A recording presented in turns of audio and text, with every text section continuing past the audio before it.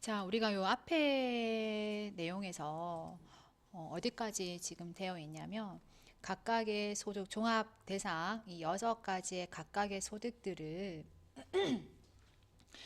필요 경비 라인을 차감한 상태에서 각각의 뭐를 계산했다. 소득 금액, 배당 소득 금액, 사업 소득 금액, 기타 소득 금액까지 계산이 나와 있습니다. 그럼 이 6가지의 소득 금액을 이제 더해 버리는데 우리는 그걸 뭐라 그런다? 종합 소득 금액이라고 할 거예요. 자, 교과서 231페이지를 봅니다. 전산 세무 2급 포인트 26년 버전 책입니다. 자, 231페이지에 보시면 동그라미 2번 과세 표준 및 세액의 계산 구조 그 네모 박스를 보시면 제일 처음에 얘기하는 게 뭐죠, 여러분? 종합 소득 금액이라고 얘기를 하죠. 근데 제가 여러분 그 지난 시간에 요 얘기를 할 때 우리가 어떤 거에 좀 포커스를 맞춰야 되냐면 나는 직원 입장에서 생각하시는 게 아니라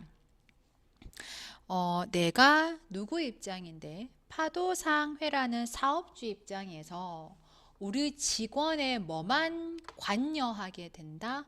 근로소득만 관여하게 된다라면 저는 이 직원 A의 근로소득 금액 이꼴 뭐라고 보는 계산을 할 수 있다? 종합소득 금액이라고 보는 계산을 할 수 있게 됩니다. 그러니까 여러분은 지금 누구 입장에서 공부가 되셔야 된다? 나는 사업주 입장이다 라고 포인트를 좀 맞추셔야 돼요. 그럼 제가 이거를 어떤 식으로 하면 다시 쭉 얘기를 적어 볼 거냐면 지금 제가 적는 거는 좀 필기를 하시길 바랍니다. 자, 여러분은 파도상회죠. 사업주고요. 자, 우리 회사에 누가 있다? 직원 A라는 이 개인의 근로자가 있죠. 그럼 직원 A는 우리 집 파도상회에서 1월 1일부터 언제까지? 12월 31일까지 직원 A는 뭐라고 벌었다? 근로소득이라고 되겠죠. 직원 A의 무슨 소득? 근로소득요. 자, 그러면 아까 그 계산법에서 근로소득이 집계된다라면 뭘 빼야 된다 그랬죠? 비과세와 비과세성 근로소득과 근로소득의 뭘 차감 뺀다. 그죠?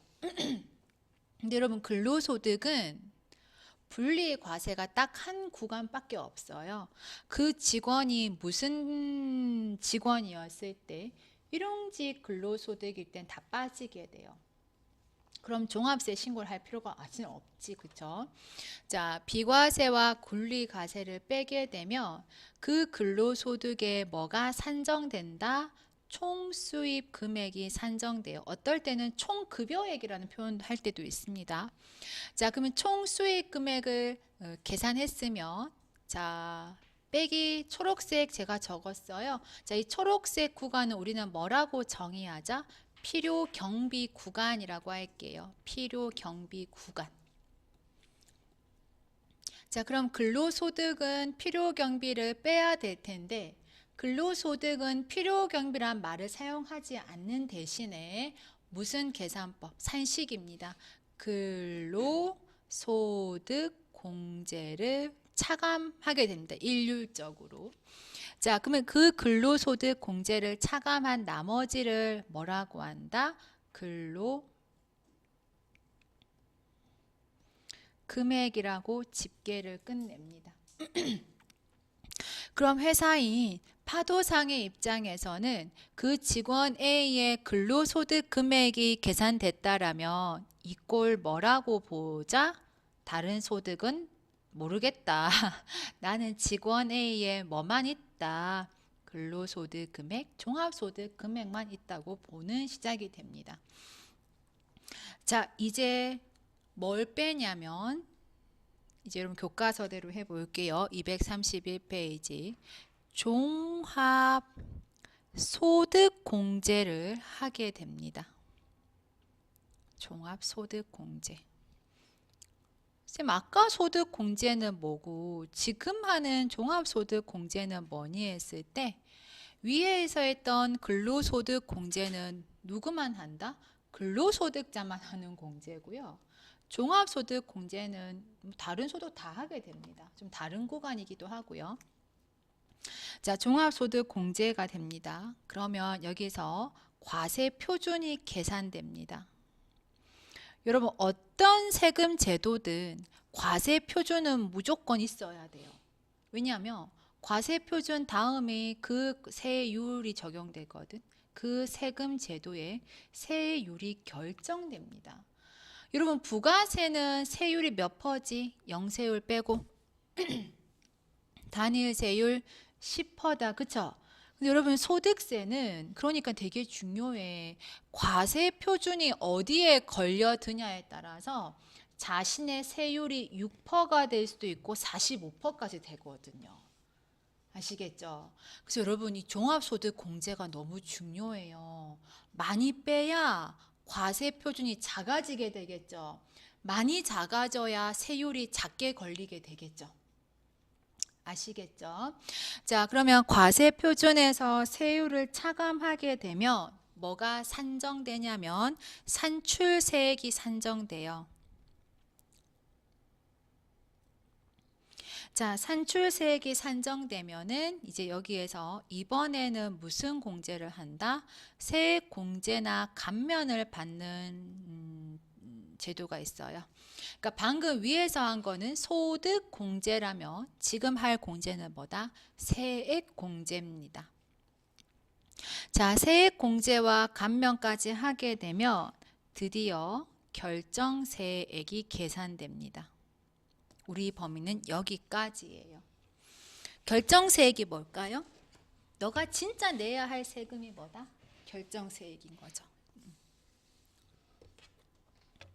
자, 여러분 일단 시험 준비하시니까 제가 뭔가 좀 포인트를 짚어 드릴 건데요. 지금 쭉 이 흐름도에서 여러분이 우리 실기에 준비할 포커스가 되는 구간은 근로소득의 비과세를 꼭 알고 가셔야 되고요.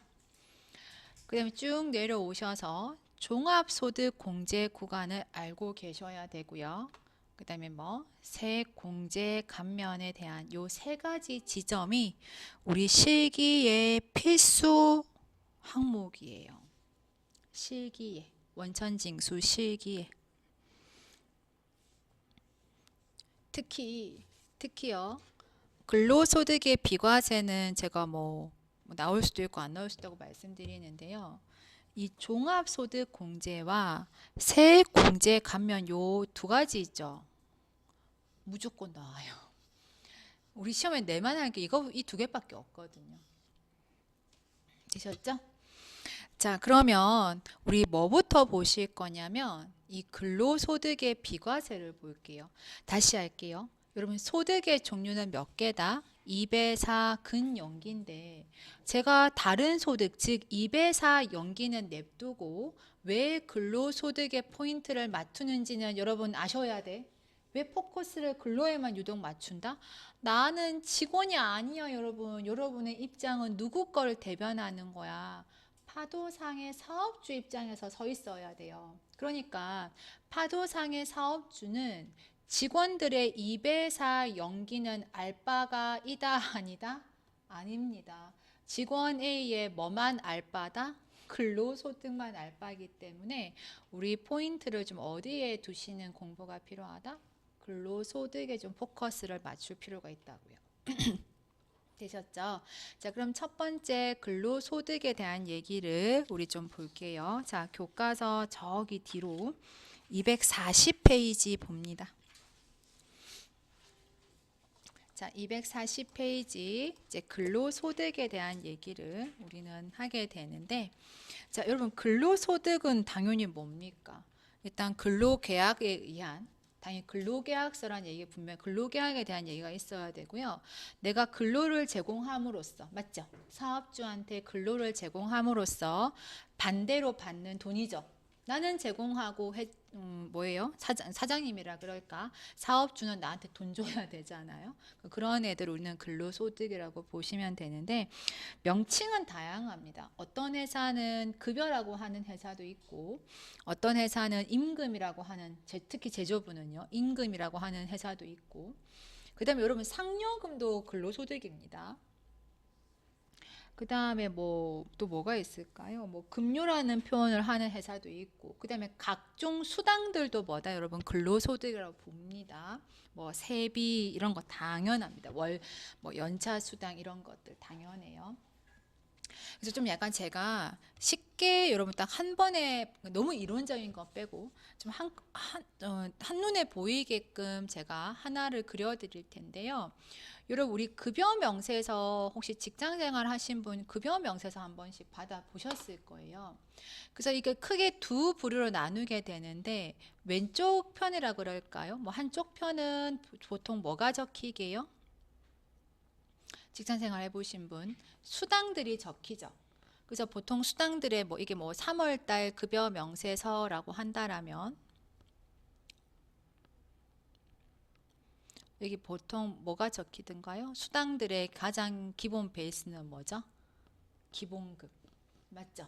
근데 기본급만 있는 회사도 있고 여기에 이제 회사마다 각종 수당들이 딸려 적혀 있죠. 대부분 뭐가 있습니까? 뭐 연차 수당도 있을 수 있고 그쵸? 그 다음에 뭐 있어요? 뭐 직급이 높으면 뭐도 있어요. 뭐 직책 수당도 있을 거고요. 등등등이 있을 겁니다.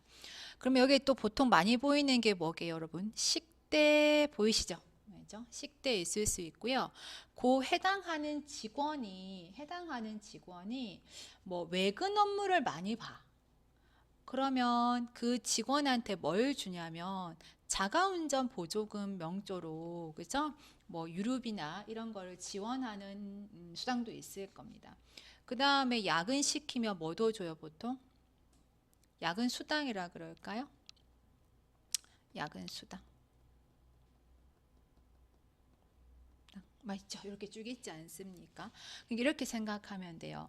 급여 명세표에 여러분 여기 왼쪽 편은 이 모든 수당들은요 다 근로소득이야 라고 보셔도 돼요. 아시겠죠? 그러면 이 몇 개가 있어요? 하나, 둘, 셋, 넷. 요 5가지들은 전부 다 뭐다? 근로 뭐다? 소득입니다. 맞죠? 근로소득입니다. 여기까지 오셨어요? 그럼 이 5가지 중에 뭐가 있어요? 비과세성 수당이 있어요. 비과세성. 여러분 비과세란 말이 뭐야? 세금을 부과하겠다 안 하겠다? 안 하겠단 말이거든. 그러니까 이 5가지 수당들 중에 대표적인 비과세가 식대입니다. 그러면 여기에서 뭐는 빼야 될까요? 식대는 빼야만 세금 계산에 들어가죠. 그쵸? 그러니까 여러분 뭘 하셔야 되냐면 비과세성 근로소득을 좀 아셔야 돼요. 우리 시험 준비하시려면. 아시겠죠? 자, 그럼 비과세 근로소득을 좀 몇 가지 우리 시험에 나오는 얘기로 주로 해서 좀 보실 거예요. 자, 우리 교과 페이지는 몇 페이지에 있냐면 241페이지에 있습니다. 자, 비과세 근로소득 첫 번째 거기 교재에도 뭐라고 적혀 있냐면 실비 변상적 급여예요. 여러분 실비 변상적 급여라는 표현이 뭐냐면 회사를 위해서 일한 비용 있죠. 회사 업무를 위해서 일한 비용들을 뭐라 그런다? 실비 변상적 급여라고 해요. 그래서 우리 시험에 가장 대표적인 실비 변상적 급여 거기 교과서에 보시면 기역부터 치역 아니구나. 기역부터 키역까지 지금 엄청 많이 나열되어 있죠. 열거되어 있는데 여러분이 무조건 알고 가셔야 하는 하나는 몇 번이냐면 니은이에요. 니은. 그 실비 변상적 급여의 니은이 뭐냐면 자가운전 보조금인데요. 여러분 그러니까 이렇게 공부하면 안 돼. 뭐냐면 우리가 시험 준비용으로 그럼 선생님 자가운전 보조금은 무조건 비과세겠네요 하시면 안 돼. 우리 시험 준비하실 때는. 자, 자가운전 보조금이 여러분 그거 알지? 부가세 공부할 때 조건이 있었죠. 항상 조건이에요. 자가운전 보조금이 비과세가 되기 위한 조건이 뭐냐면 비과세가 되기 위한 뭐다? 조건들입니다. 엔드 조건이에요. 첫 번째는 직원 본인 소유의 차량을 회사 차량이면 안 되는 거야. 그러니까 직원 소유의 차량을 어디에 이용해야 된다? 업무에 이용해야 되고, 두 번째 엔드 조건은 업무를 보고 와서 따로 실비 정산을 더 청구하면 된다, 안 된다? 하면 안 되는 거예요. 그러니까 내가 월급 줄 때, 봐봐 여러분. 월급 줄 때 직원아 자가운전 보조금으로 월급 줄 때 20만 원을 더 챙겨주는 느낌인 거야. 그러니까 이 자가운전 보조금 20만 원으로 뭘 해야 돼? 자기 업무에 이용하라 이 말인 거야. 그러니까 20만 원 가지고 지지보고 다 해야지. 그죠? 다시 회사에 영수증 청구하면 돼요? 안 돼요? 안 된다예요. 그리고 월 한도가 얼마까지냐면 20만 원까지가 비과세입니다. 되셨죠? 됐죠? 요 얘기를 기억하셔야 돼요. 자가운전 보조금은 비과세라고요?가 아니라 그 자가운전 보조금이 비과세가 되기 위한 조건 두 가지를 인지하고 계셔야 돼요. 자, 실비 변상적 급여 많습니다. 니은도 그렇고요. 디귿 보시면 연구보조비도 그래요. 그럼 여러분 이 연구보조비를 준다는 건 직원이 어느 직이어야 될까? 영업직이어야 될까? 격리직이어야 될까? 연구직이어야 될까? 당연히 연구직이겠죠. 그렇죠? 그 다음에 여러분 리을 보시면 뭡니까? 취재수당이죠. 그럼 여러분 우리 회사가 땡땡 신문사여야 되지 않겠나? 맞죠? 그러니까 땡땡 신문사는 그 기자들한테 뭘 준다 이 말인 거야. 취재 수당을 주겠다 이 말이죠. 근데 여러분 이게 시험에 나올 수가 없는 이유가 왠지 아시겠어요? 우리 회사는 땡땡 일복의 제조업이게 제조업이니까 땡땡 일보라는 전제를 할 수가 없잖아요. 그래서 취재 수당 이런 건 잘 안 나와요. 그래서 여러분들한테 이 실비 변상적 급여로 가장 잘 나오는 게 자가운전 보조금이고 실기에서 그 다음에 잘 나오는 건 연구보조비예요. 이 두 가지. 나머지들은 한 번씩 쭉 읽어보시면 돼요. 아시겠죠? 자, 두 번째입니다. 실비 변상적 급여 끝났어요. 두 번째는 자, 우리 교재 한 장 넘기시면 242페이지에 5번에 뭐 보이세요? 식사 또는 식사대 보이시죠? 자, 식대 또는 식대 하면 되겠나요? 식대 할게요. 식사값. 자, 왜 회사에 그 월급 줄 때 식대 이렇게 챙겨주는 회사 많죠? 그런데 그럼 쌤 식대가 다 비과세잖아요 라고 하시면 안 돼요. 항상 뭘 봐야 돼? 식대가 비과세가 되기 위한 전제, 조건이 필요해요. 됐죠? 좀 비현실적인데요. 자, 이렇게 필기할게요. 식사 형태로 제공받으면 된다, 안 된다? 쌤, 그 말이 뭐야 한데요. 좀 약간 억지스러워요, 우리 시험이. 뭐냐면, 우리 회사는 구내식당이 있어. 자, 구내식당도 있고요. 좋죠? 구내식당에서 마음대로 먹어라. 밥값 받는다, 안 받는다? 안 받아요. 그럼 여러분, 회사는 이미 식사 형태를 제공하죠? 근데 식사 형태를 무료로 제공하는데, 따로 월급 줄 때 식비를 주면 돼요, 안 돼요? 안 되겠죠? 안 돼도 되는데 그건 과세성이 돼요. 비과세가 아니라. 그러니까 무상으로 뭐예요? 그 식사 형태를 제공받으면 된다, 안 된다? 여기서 식사 형태라는 건 음식물 자체로 제공받으면 안 된다예요. 아시겠죠? 월 한도가 얘도 20만 원까지입니다. 그러면 27만 원 주는 회사라면 20만 원까지는 비과세고 오버되는 7만 원은 뭐가 된다? 과세성이 되는 거지. 자, 그 다음에 다시 앞장으로 와서 세 번째입니다. 거기 맨 밑에 보시면 여러분 교재에 지금 어떻게 되어 있어요? 생산직 받는 연장, 야간, 휴일 근로수당인데요. 자, 연장 근로수당이라고 그럴게요. 여러분 지금 교재에 월정액 급여 얼마라고 적혀 있죠? 210만 원 적혀 있죠? 그거 바뀌었어요. 올해 초에 개정됐습니다. 이 책 출판이 조금 약간 그 개정세법과 좀 앞에 하는 바람에 조금 맞물렸는데요. 여러분 좀 저랑 고칠 겁니다. 어쨌든 하면서 할게요. 자, 연장 근로수당은 뭐죠? 뭐 야근 수당도 대표적인 연장 근로수당이고 휴일 근로수당도 연장 근로수당인데요. 자, 비과세가 되기 위한 뭘 봐야 돼요? 전제 조건이 필요하답니다. 첫 번째는요, 여러분 그 직원이요 누구만 되게 생산직만 돼요. 일단 기본 전제가 그 직원이 생산 직종이어야 됩니다. 두 번째 엔드 조건이에요.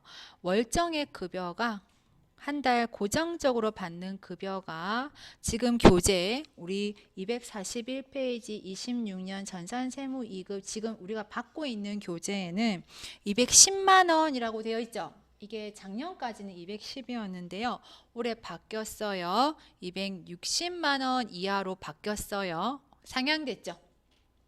260만 원 이하인 생산직 근로자가 엔드 조건 세 번째, 여러분 직전 연도라 그럴까요? 직전 과세 기간 또는 직전 연도 총 급여가 교재에는 3,000이라고 되어 있죠.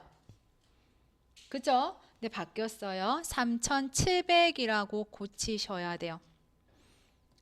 자, 이 모든 조건을 만족한 직원만 연장 근로수당이 연 한도가 얘는 월 한도가 아니고요.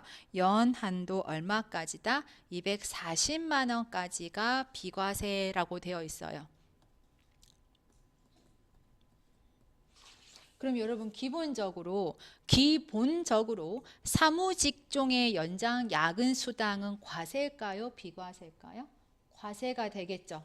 그죠? 세금을 부과하게 됩니다. 기억해요. 중요해요.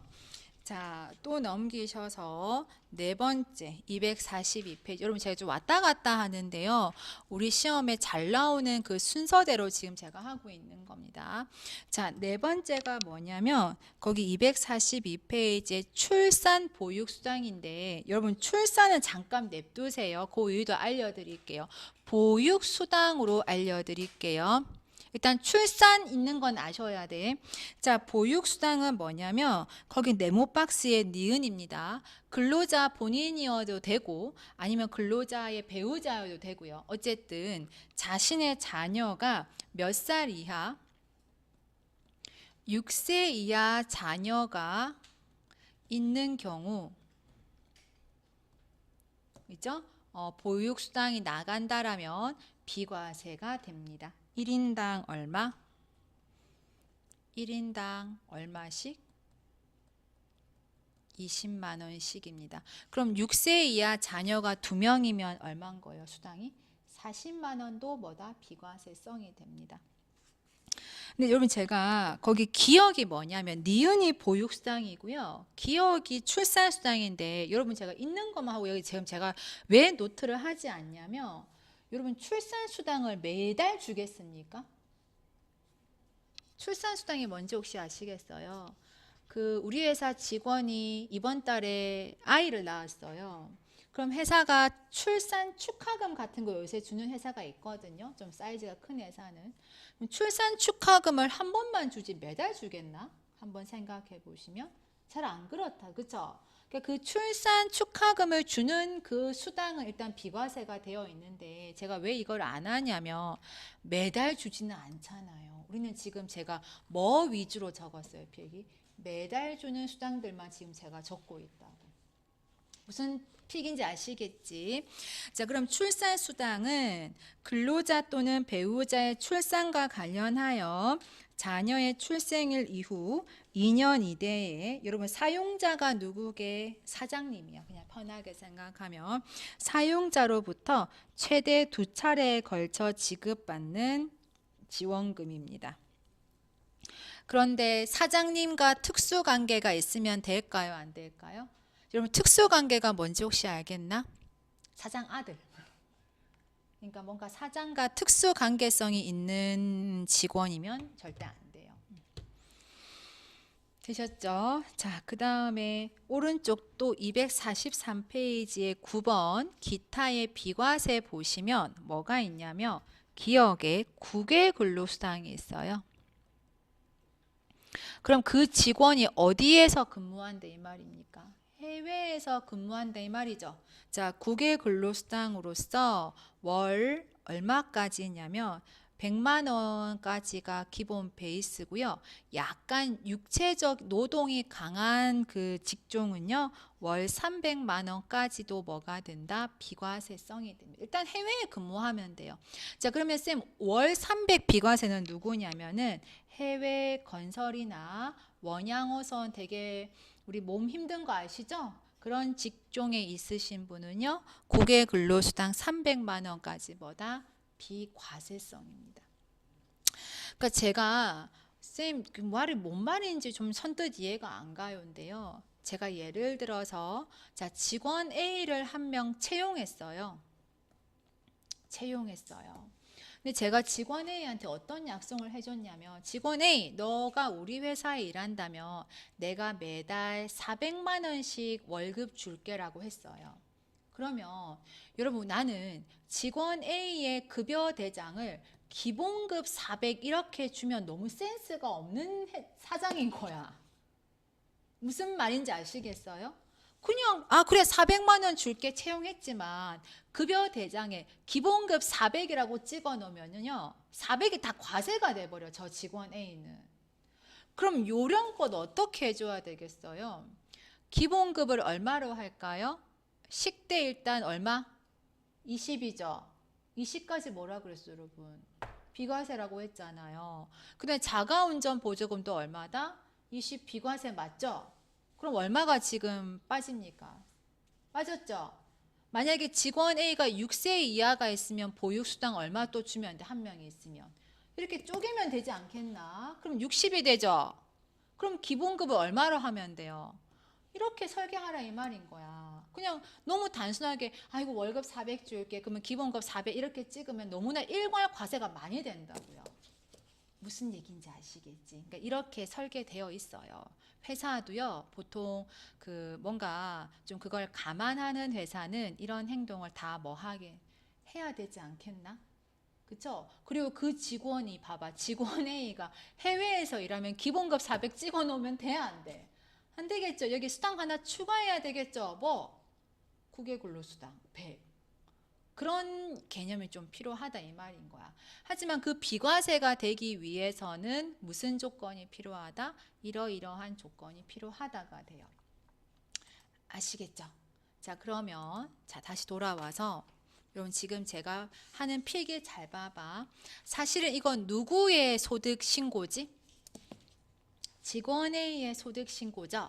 그럼 제 표현을 잘 보셔야 돼요. 자, 그러면 제가 직원 A한테 직원 A야 너는 1월부터 12월까지 우리 회사에서 얼마 벌었냐를 물을 필요가 있을까요? 없을까요? 응? 여러분 사실 여러분 직장생활 하신 분 내가 지금 8개월 동안 월급 얼마 받았는지 그리고 그 월급 얼마 받았는 거에서 비과세가 얼마인지 바로 아시는 분 있어 없어? 절대 없어요. 바로 한꺼번에 한 방에 바로 얘기해 줄 수 있는 직원은 아무도 없대. 누가 더 잘 알게? 직원보다 회사 시스템 더 잘 알걸? 맞죠? 인사과가 더 잘 알지 않나? 왜요? 어차피 회사가 그 직원 A에 뭐를 주니까? 월급을 주고 비과세 관리할 거니까. 자, 제가 왜 이 말을 하냐면 다음부터 할 공부를 구별하기 위해서.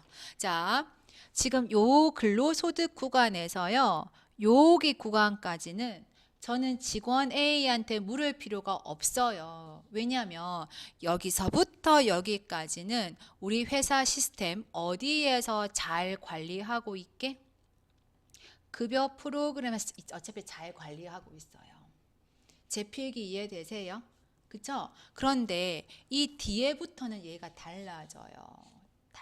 그럼 여러분 첫 번째 뭘 일단 잘 하셔야 된다? 내가 직원한테 근로소득을 주면서 그 비과세가 어떤 건지를 나는 회사 시스템, 즉 어디 급여 프로그램에 잘 설계를 해놔야 되겠죠? 그죠? 그게 여러분의 공부 첫 번째가 될 거예요. 이게 시험 문제 첫 번째입니다. 급여 프로그램 관리하는 거.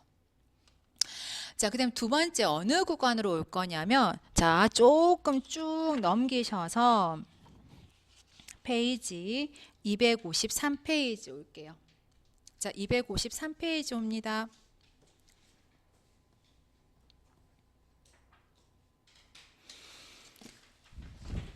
자, 페이지 253페이지에 보시면 종합소득공제가 있는데 우리가 일단은 이번 시간에는 저랑 뭐 보셨다? 근로소득의 무슨 성격을 보셨다? 비과세를 보셨어요. 그럼 여러분 여기서 우리 시험 준비하시려면 어떤 식으로 포커스를 맞추셔야 돼요? 근로소득의 비과세가 되기 위한 전제 조건을 아셔야 된다고. 아시겠죠? 자, 그럼 이 구간이 끝나면은 요 뒤는 그냥 계산법이니까 넘겨옵니다. 자, 그러면 종합소득금액이 집계가 끝났어요. 되셨죠? 잠깐만, 제가 요걸 안 봤네. 죄송해요. 거기 페이지 몇 페이지에 가시냐면 243페이지 다시 잠깐만 가볼게요. 243페이지에 보시면 들어오셨어요. 자, 그러면 근로소득의 비과세 빼내고 분리과세는 일용직이니까 의미가 없어요. 그럼 뭐가 나타났겠어요? 총수익 금액이 나타났겠죠? 맞죠? 자, 총수익 금액이 나타난 다음은 뭐라고 한다? 필요경비 구간이라고 하는데 근로소득은 필요경비라고 하겠다, 안 하겠다? 안 하겠다. 뭐라고 표현한다? 근로소득 공제라고 합니다. 자, 여러분 거기 산식 보이세요? 500만 원까지는 총 급여액에 얼마를 공제하겠다? 70%를 공제하겠다. 자, 그 뒤는 자기가 어느 구간이냐에 따라서 소득 공제가 막 달라지죠. 그죠? 자, 여러분 이 산식을 외우실 필요는 전혀 없어요. 외우면 안 돼요. 이거는 어떤 일정한 산식이잖아. 엑셀에 다 해줄 거니까 별 의미가 없어요. 그런데 여러분 봐봐. 최상위 구간 있죠? 최상위 구간이 뭐죠? 총 급여액 얼마까지는? 500만 원까지는 얼마를 컷하겠대요? 70%를 컷하죠. 그건 알고 계셔야 돼요. 자, 뭐냐면 봐봐. 여기에서 뭘 빼고 총 수익 금액이 500만 원까지 나왔다 칩시다. 그러면 근로소득 공제는 얼마다? 여기에 몇 퍼다? 500만 원까지는 요 금액의 몇 퍼다? 70%를 차감하거든.